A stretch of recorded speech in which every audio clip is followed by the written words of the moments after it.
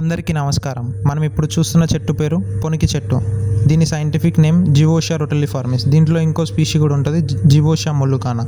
ఇది నిర్మల్ అడవుల్లో ఎక్కువ పెరుగుతుంది. దీని ఆకును చూస్తే దీని ఆకులో ఇట్లా గీతల్లాగా వస్తుంది ముందటి వైపు.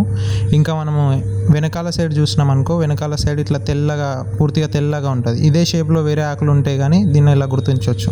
ఇంకా దీని కొమ్మకు ఇట్లా జుట్టులాగా వస్తుంది. ఇప్పుడు మనం చూసేది నిర్మల్ బొమ్మల తయారీ.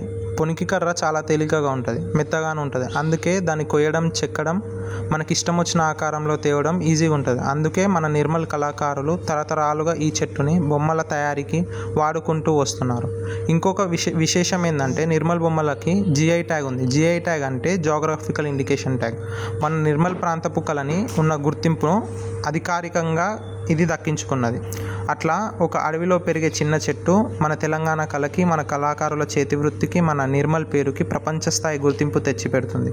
చెట్టు నుంచి కర్ర, కర్ర నుంచి బొమ్మ, బొమ్మ నుంచి ఒక సంప్రదాయం. ఇదే మన పొనికి చెట్టు కథ.